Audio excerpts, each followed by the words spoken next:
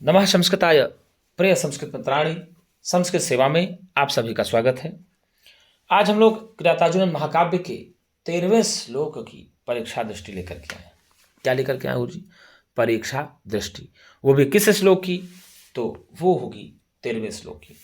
हम लोगों ने 1 से 13 श्लोकों तक का अध्ययन कर लिया और उसमें हम लोगों ने परीक्षा दृष्टि भी देख लिया।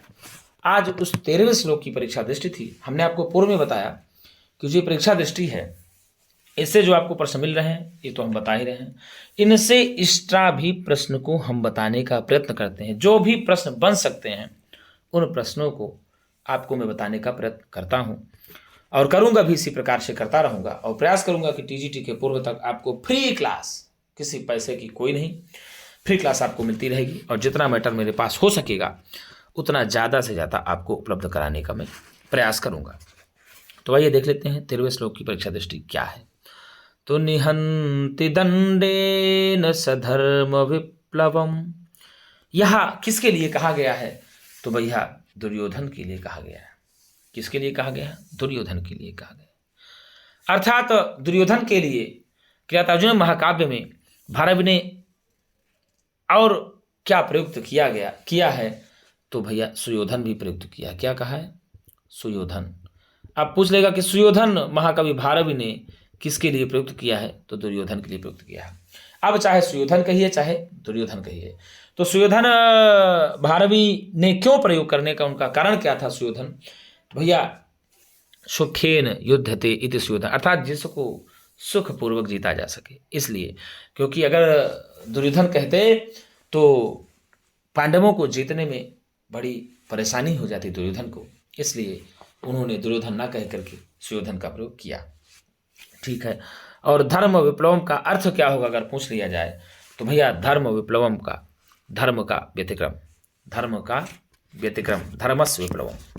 तो धर्म विप्लवम का अर्थ अगर आपसे पूछ लेता है कि धर्म विप्लवम का क्या अर्थ होगा, तो भैया आप बताएंगे धर्म के विप्लव अर्थात व्यतिक्रम को, धर्म के विप्लव अर्थात व्यतिक्रम को। और आपसे पूछ ले कि गुरुजी कि धर्म विप्लव में कौन सा समास है, तो आप बताएंगे धर्मस्य विप्लवः इति धर्म विप्लवः तम, षष्ठी तत्पुरुष समास हो जाएगा। धर्मस्य विप्लवः इति धर्म विप्लवः और तम तो बन जाएगा धर्म विप्लवम, इसमें षष्ठी तत्पुरुष समास होगा। कौन सा समास होगा? षष्ठी तत्पुरुष समास होगा। दंडेने में कौन सी भक्ति, कौन सा वचन है? तो दंड शब्द से। किससे गुरुजी? दंड शब्द से। अकारांत पुल्लिंग तृतीया भक्ति एक वचन का रूप हो जाएगा। और जो निहंती है, निहंती में कौन सी धातु है और कौन सा उपसर्ग? तो नि उपसर्ग पूर्वक हन हिंसागत्यो धातु के लट लकार प्रथम पुरुष एक वचन का रूप होता है निहंती।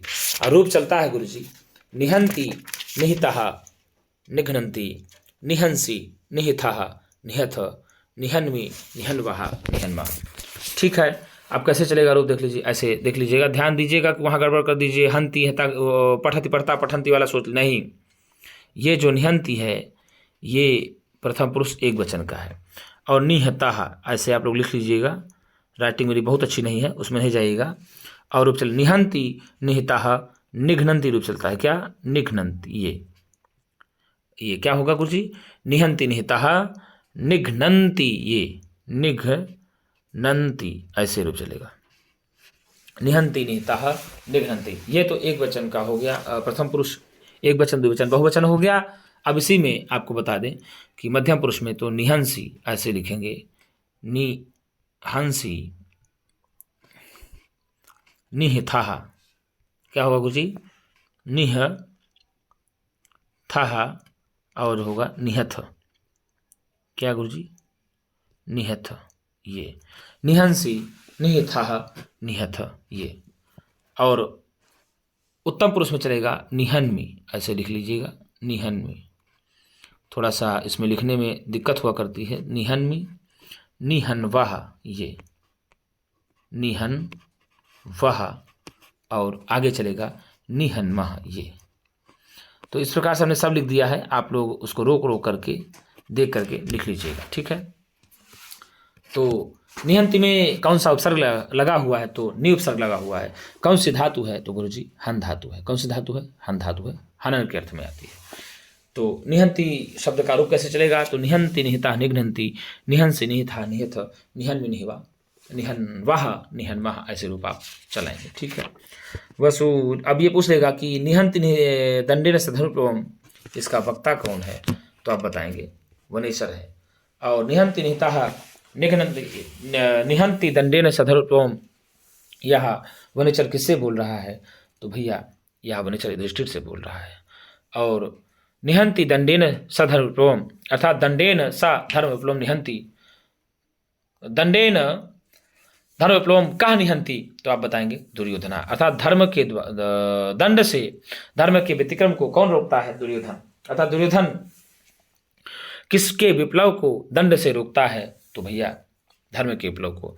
अर्थात निहंति दंडेन सधर्मविप्लवम, अर्थात दंड से धर्म के विप्लव को रोकने के लिए कौन उपदेश करता है दुर्योधन को? तो बताएंगे आप गुरु।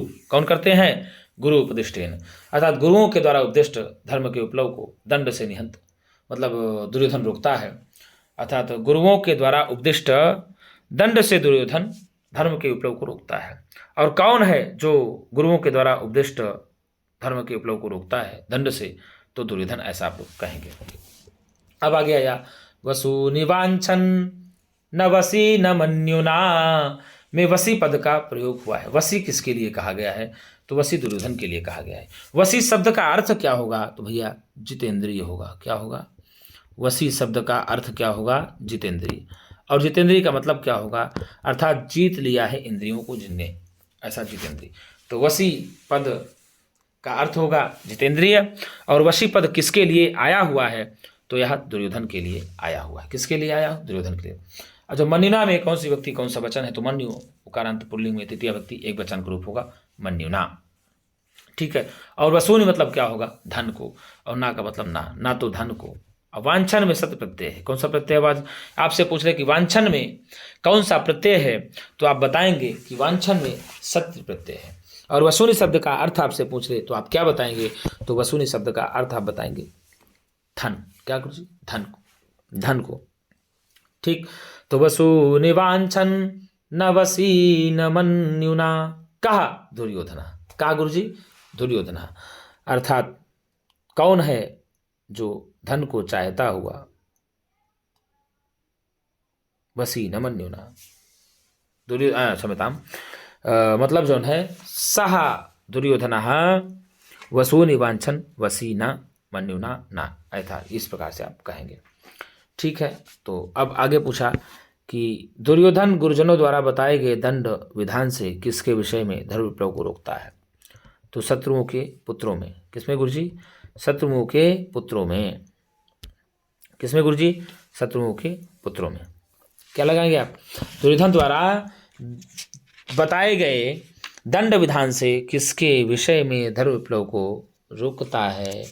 तो आप सीधे बताएंगे शत्रुओं और पुत्रों में। किसके में भैया? शत्रुओं और पुत्रों में। शत्रुओं और पुत्रों में दंड के विधान को एक समान कौन मानता है? दुर्योधन मानता है। अर्थात एक समान रूप से शत्रुओं और पुत्रों में धर्म के विप्लव को कौन रोकता है? दुर्योधन रोकता है। और धर्म के विप्लव को रोकने के लिए उपदेश किसके द्वारा दिया गया है? तो गुरुओं के द्वारा दिया गया है। किसके द्वारा दिया गया है? गुरुओं के द्वारा दिया गया है। और यह बात कौन कह रहा है? इस बात को कहने वाला कौन है? इस बात का वक्ता कौन है? तो आप बताएंगे वनेचर है। कौन है गुरुजी? वनेचर है। वनेचर का अर्थ क्या होगा? तो वनेचर का अर्थ होगा भाई साहब किरात। कौन? किरात। ये किरात ही वनेचर है। और वनेचर किसका वेश धर करके आया है? तो किरात वेशधारी वनेचर है। वनेचर के लिए और क्या है? वर्णलिंगी वनेचर है। क्या गुरुजी? वर्णलिंगी वनेचर है। तो अगर आपसे पूछ ले कि वसूनि वांछन न वसी न मन्युना, इस पंक्ति का वक्ता कौन है? तो आप बताएंगे इस पंक्ति का वक्ता है वनेचर। कौन है गुरुजी? वनेचर है। और वसूनि वांछन न वसी न मन्युना, इस पंक्ति का वक्ता वनेचर किससे बोल रहा है? तो आप बताएंगे युधिष्ठिर से बोल रहा है। और किसके बारे में बोल रहा है? तो आप बताएंगे दुर्योधन के बारे में बोल रहा है, और कहाँ पर बोल रहा है तो आप बताएंगे क्रियातार्जुम के प्रथम सर्ग में बोल रहा है, और क्रियातार्जुम के प्रथम सर्ग में कहाँ पर बोल रहा है तो आप बताएंगे द्वैतवन में बोल रहा है। ठीक है ना। और आगे आया स्वधर्म इत्येव निमित्त कारणः। इस पंक्ति में निमित्त कारणः का अर्थ है अर्थात कारण रहित, निष्कारण, कारण रहित अर्थात निष्कारण, कोई कारण है ही नहीं। अब निमित्त कारण में कौन सा समास है अगर आपसे पूछ ले तो निमित्तम कारणम यस्य सह निमित्त कारण में बहुब्रीहि समास है। कौन सा समास है? बहुब्रीहि समास है। इत्येव में कौन सी संधि है तो इत्येव में यण संधि हो जाएगी। कौन संधि हो जाएगी? इत्येव में यदि पूछ ले कि कौन सी संधि है तो आप बताएंगे कि यण संधि हो जाएगी। कौन सी? यण संधि हो जाएगी। तो क्रियातार्जुन महाकाव्य के रचनाकार कौन है तो आप बताएंगे महाकवि भारवी हैं। क्रियातार्जुन महाकाव्य में कितने सर्ग हैं तो आप बताएंगे 18 सर्ग हैं। क्या और पूछ ले कि बृहत्त्रयी का सर्वप्रथम ग्रंथ कौन सा है तो किरातार्जुनीयम है। और पाषाणत्रय के ग्रंथ, पाषाणत्रय के नाम से जाने जाने वाला ग्रंथ कौन सा है तो किरातार्जुनीयम है। किरातार्जुनीयम के कौन सर्ग, किन सर्गों की गणना पाषाणत्रय के रूप में होती है तो आप बताएंगे प्रथम, द्वितीय और तृतीय सर्ग की गणना पाषाणत्रय में होती है। नारिकेल फल संवितम वचः से किसका संबंध है तो भारवी का है। किसका है गुरुजी? भारवी का है। भारवी का संबंध किससे है तो नारिकेल फल संवितम वचः, अर्थात नारियल के फल के समय, जैसे नारियल होता है बाहर से बहुत कठोर होता है और अंदर से बड़ा ही कोमल होता है। क्या होता है गुरुजी? अंदर से बड़ा ही कोमल होता है। तो गुरुजी इसका संबंध है किसी से अगर तो वो है आपके भारवी से। भारवी चित्र काव्य के भी कवि माने जाते हैं। विचित्र अलंकृत काव्य शैली के भाई साहब काव्यकार भी आपके भारवी माने जाते हैं। और भारव की प्रसिद्ध रीति कौन सी है तो आप बताएंगे पांचाली है। और पांचाली तो भारव की प्रसिद्ध है, लेकिन किरातार्जुनीयम के प्रथम सर्ग में कौन सी रीति का प्रयोग किया गया है तो आप बताएंगे वैदर्भी रीति का प्रयोग किया गया है। किरातार्जुनीयम का मंगलाचरण किस प्रकार का है तो आप बताएंगे किरातार्जुनीयम का मंगलाचरण वस्तु निर्देशात्मक है। मंगलाचरण में सर्वप्रथम कौन से शब्द का प्रयोग किया गया है तो मंगलाचरण में सर्वप्रथम श्रेयः, श्री शब्द का प्रयोग किया गया है। और किरातार्जुनीयम के अंतिम श्लोकों में किस शब्द का प्रयोग किया जाता है तो बताएंगे आप किरातार्जुनीयम के अंतिम श्लोकों में लक्ष्मी शब्द का प्रयोग किया जाता है। किरातार्जुनीयम के प्रथम सर्ग का 46वां श्लोक में कौन सा छंद है तो आप बताएंगे मालिनी छंद है। कौन सा छंद है गुरुजी? मालिनी छंद है। मालिनी छंद का लक्षण है ननुमययुतेयं मालिनी भोगी लोकैः, ननुमययुतेयं मालिनी भोगी लोकैः, ऐसे इसका मान लिया जाता है। तो किरातार्जुनीयम में कुल कितने सर्ग हैं? 18 सर्ग हैं। किरातार्जुनीयम के प्रथम सर्ग में कितने श्लोक हैं? 46 श्लोक हैं। किरातार्जुनीयम के प्रथम श्लोक का वक्ता कौन है तो वनेचर है। कौन है गुरुजी? वनेचर है। वनेचर का अर्थ क्या होगा तो भैया ब्रह्मचारी या वर्णलिंगी वनेचर माना जाता है। तो मित्रों, यदि मेरी वीडियो आपको अच्छी लगे तो लाइक और सब्सक्राइब जरूर करना ना भूलें। और यदि इसका आप वाचन वीडियो सुनना चाहते हैं तो वाचन वीडियो आप मेरे संस्कृत सेवा नामक चैनल पर जाएंगे तो उसमें लिंक दी हुई है, उसमें आपको वाचन भी मिल जाएगा। और जो भी आप यदि इसमें अभी तक और नहीं पढ़े हों, किरातार्जुनीयम ही पढ़ रहे हैं, अगर आपने अभी तक नहीं पढ़ा है तो आप पूर्व की वीडियो को भी देख सकते हैं हमारे प्लेलिस्ट में जाकर के।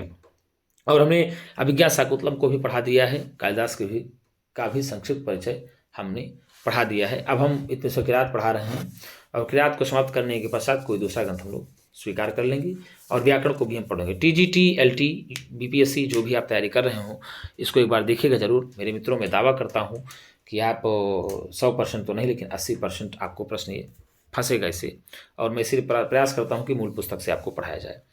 तो मित्रों, आज के लिए इतना ही। हम पुनः एक नई वीडियो के साथ मिलेंगे।